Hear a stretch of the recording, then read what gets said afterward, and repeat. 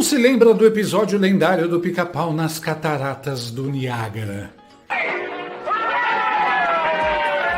Aquele em que o nosso pássaro preferido, completamente surtado, decide realizar um sonho absurdamente legal: descer as cataratas dentro de um barril. O problema é que tem um policial no caminho e o Pica-Pau, claro, passa o episódio inteiro tentando driblar a lei.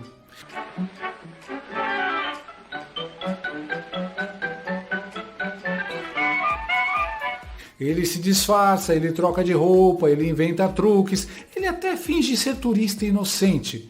Tudo para poder fazer a maluquice que o próprio bom senso dizia. Não, bicho, isso vai dar ruim. Pois é, e se você achou que isso era só desenho animado, é porque ainda não viu a versão latino-americana do episódio. Porque agora quem está tentando driblar a lei americana são Paula Corradi, a presidente do PSOL, e Gustavo Petro, o presidente da Colômbia. Os dois perderam o visto para os Estados Unidos. Sim, o país imperialista e fascista que eles tanto criticam, mas continuam obcecados, igualzinho o Pica-Pau, em tentar entrar lá de qualquer jeito. Fazem pose, inventam desculpa, choram nas redes sociais e já vão aparecer disfarçados de entregador da Amazon só para ver se o tio Sam deixa passar na alfândega. É o Niagara Falls revolucionário, comunista escorregando rumo ao vexame dentro do barril do próprio ego.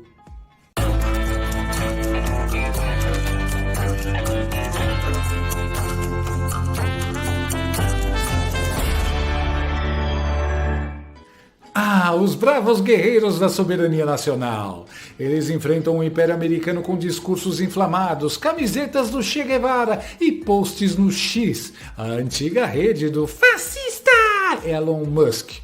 São os novos vingadores da América Latina, unidos pela hipocrisia e derrotados pelo Departamento de Estado.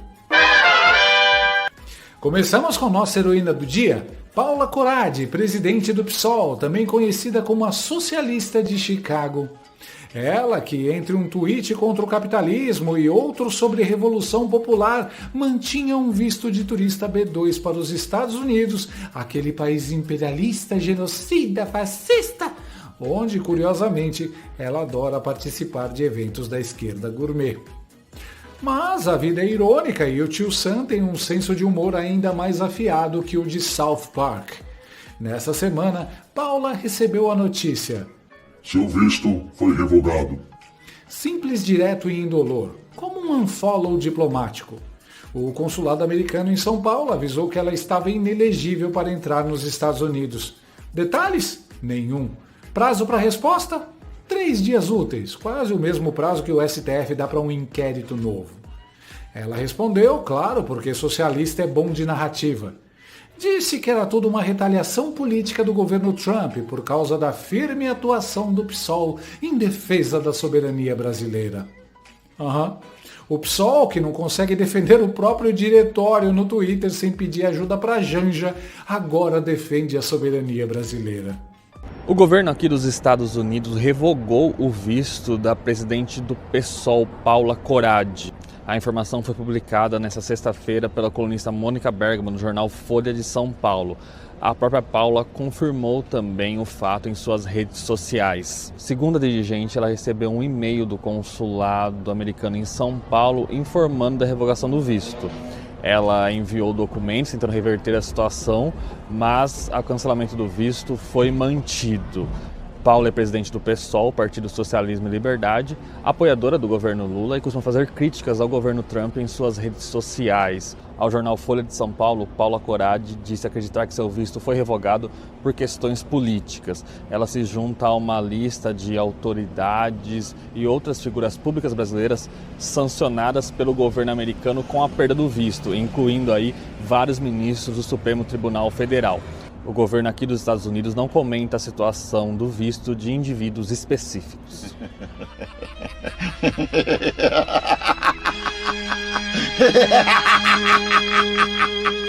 Ué, mas a Red Globo não falou que agora o Trump era amigo do Lula? Eu Eu fui dar uma olhada no perfil dela e, para surpresa de 0 pessoas, ela é anti-americana.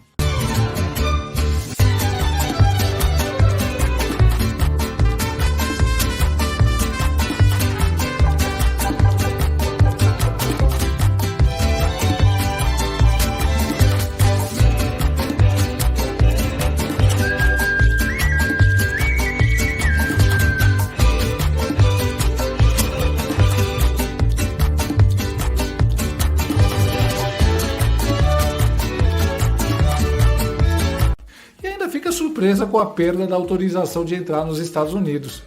Eles estão tão mal acostumados com invadir propriedade privada que acham que é um direito ter o visto. Calma, façam fila que vai chegar a vez de cada um. Roda! E aí vem o tweet épico da semana, o clássico chororô revolucionário. Não vamos recuar! Tive meu visto dos Estados Unidos cancelado nesta semana em uma evidente retaliação política do governo Trump e a firme atuação do PSOL em defesa da soberania do Brasil. Se pensam que vamos intimidar com essas medidas tacanhas, esses fascistas estão muito enganados. Soberania, Paula. Soberania é não depender de iPhone, Starbucks e Google Docs para escrever a sua revolução. Mas tudo bem, cada um luta com as armas que tem. E a da Paula é o Caps Lock. A dúvida que não quer calar. Por que uma socialista precisa de visto para um país fascista e malvadão que ela jura odiar? É tipo o garoto do Clube dos 5 reclamando do sistema enquanto usa All Star e Nike. Ou o Morpheus dizendo viva fora da Matrix pelo Facebook. Não vamos recuar, disse ela. Mas recuar para onde exatamente? Porque o visto de ida já era. E como diria o poeta contemporâneo Luiz Roberto Barroso... Perdeu, mané, numa mola. Nos Estados Unidos, o visto B2 de turista tem uma regrinha básica. Você pode passear, fazer compras, ir à Disney, ver um show do Coldplay, mas não pode participar de protestos políticos apoiando grupos considerados terroristas. E o que a nossa camarada Paula andou fazendo? Participando de eventos pró-Palestina, defendendo o Hamas, que os Estados Unidos classificam como organização terrorista desde 1997. A lei é clara. A INA 212, sim, parece nome de droid de Star Wars, mas é uma lei, diz que quem apoia ou endossa atividades terroristas pode ter o visto cancelado. Ou seja, a Paula defende a soberania do Brasil. Os Estados Unidos defendem a soberania deles. Todo mundo soberano, todo mundo feliz. Soberania! Mas calma, Paula, você não está sozinha. A lista de cancelados diplomáticos está só crescendo. Nos últimos meses, o governo americano também revogou vistos de Alexandre de Moraes, o Xandão da Toga, Viviane Barcia, esposa Sansão, Ricardo Lewandowski, o eterno ministro reciclável, Jorge Bessias, o AGU que tenta explicar o inexplicável, e uns tantos envolvidos no programa Mais Médicos, aquele intercâmbio em que os cubanos vinham ganhar menos que o salário mínimo, mandar 80% de seu salário para o ditador de Cuba, e o PT chamava de solidariedade socialista.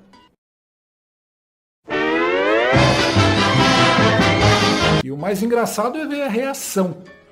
Isso é uma violação do direito internacional. Isso é censura diplomática! Isso é perseguição! Ah, o sabor do próprio veneno. É como se o STF tivesse provado do seu próprio bloqueio judicial. E como todo bom spin-off latino-americano, o presidente colombiano Gustavo Petro resolveu entrar na série. Durante a Assembleia da ONU, ele foi para a rua. Sim, para a rua, em Nova York, para discursar num ato pró-Palestina e anti-Israel, ao lado de Roger Waters, o ex-Pink Floyd, que acha que é Che Guevara com guitarra. Se você acha que essa é uma dupla inusitada, pense comigo. Petro é o presidente colombiano que prefere atuar 24 horas por dia como garoto propaganda da cocaína. Roger Waters é um roqueiro que costumava consumir doses cavalares do pozinho branco colombiano. Nascer um pro outro. Mas enfim, lá na rua, Petro fez o impensável. Las naciones del mundo entonces aportarán hombres y mujeres entrenados y armados para configurar ese gran ejército. The people and the nation should be involved to create this great army. Tiene que ser más grande que el de los Estados Unidos. Por eso, desde aquí, desde Nueva York, le pido a todos los soldados del ejército de los Estados Unidos no apuntar contra la humanidad sus fusiles. Then I ask from New York, I ask to all the soldiers of the USA Army, don't put your hands against the people, not against the humanity. Desobedezcan la orden de Trump. Obedezcan la orden de la humanidad. Disobey the Trump's order. Obey the order of humanity. Yo mismo me arrodillé como cristiano ante las tumbas de miles de soldados norteamericanos que murieron en los campos de Europa luchando contra Hitler. Myself, I was praying before the graveyards of the USA soldiers killing during the Second World War fighting against the fascism. Esos abuelos de los hoy mariners y soldados del ejército de Estados Unidos deben dar ejemplo y comprenderlos. Ellos en una gran alianza con pueblos de todo el mundo, con resistencias, dieron y escribieron una página de heroísmo.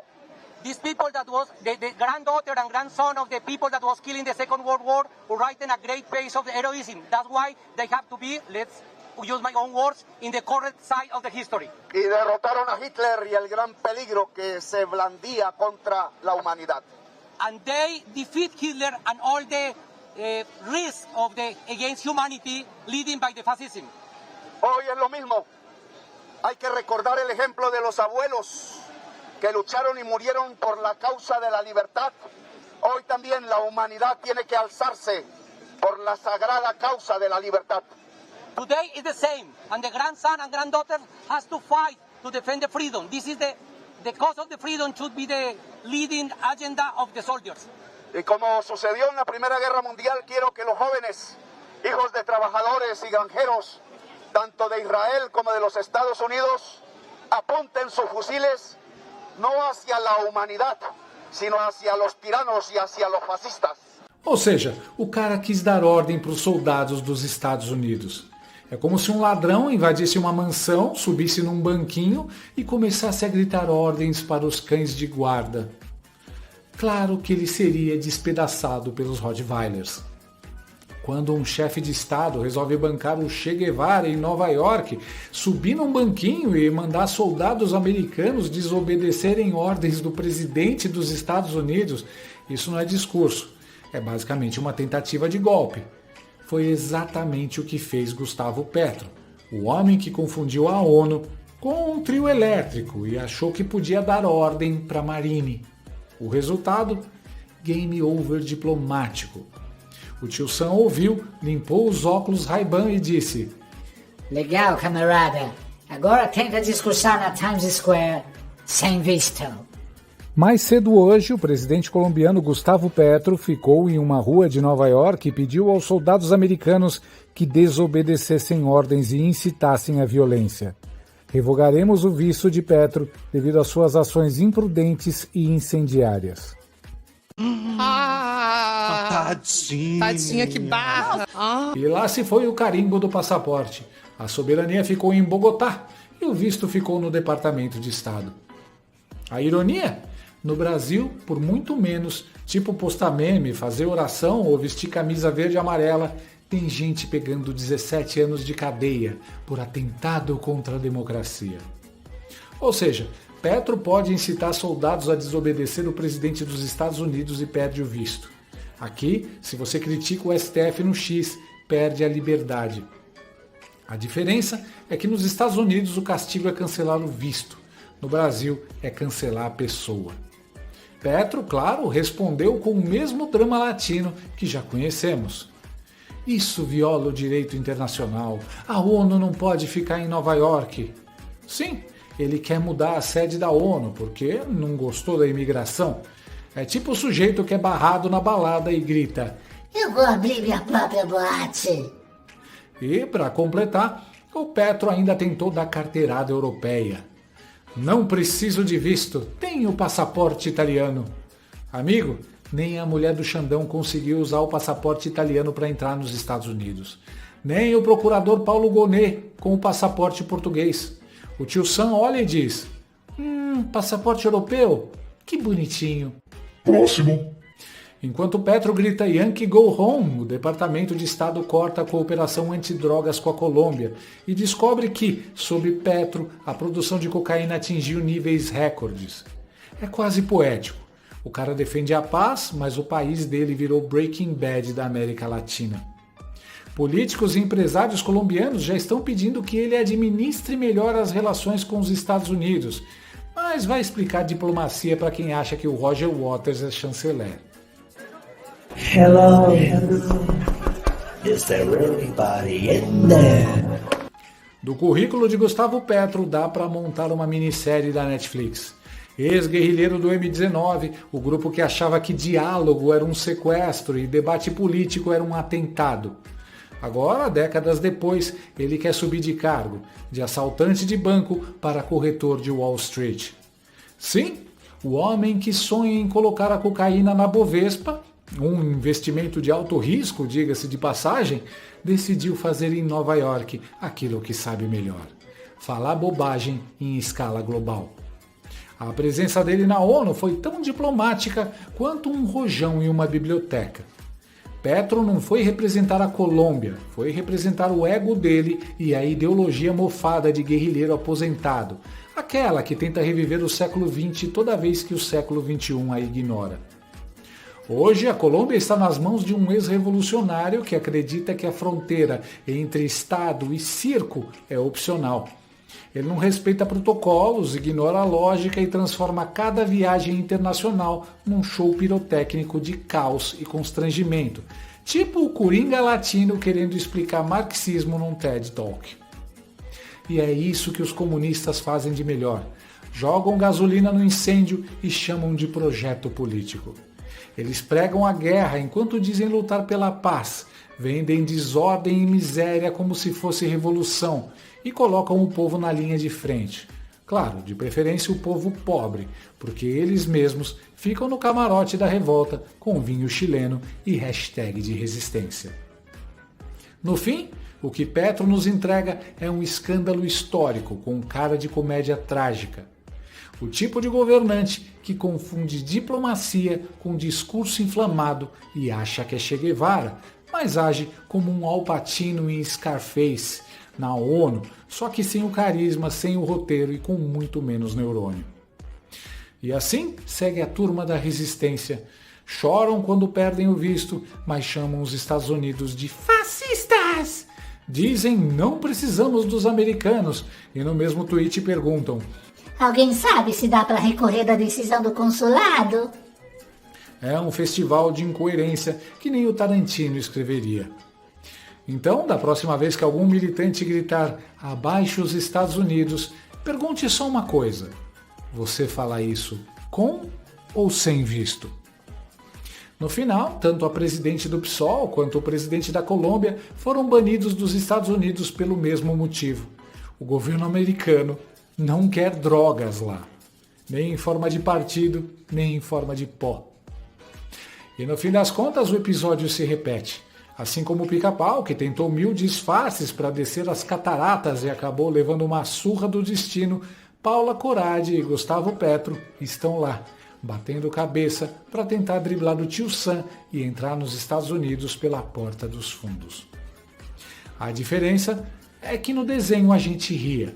Na vida real, é só constrangimento internacional. O Pica-Pau, pelo menos, tinha um barril para descer as cataratas. Esses dois não. Eles caem livres e de cabeça na própria hipocrisia.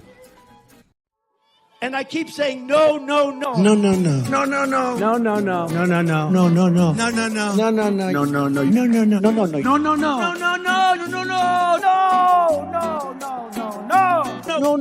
no. No, no, no, no. No, no, no. No. No, no, no. No, no, no. No, no, no. No, no, no. No, no, no. No, no, no, no. No, no, no, no. No, no, no. No, no, no, no. No, no, no, no. No, no, no, no.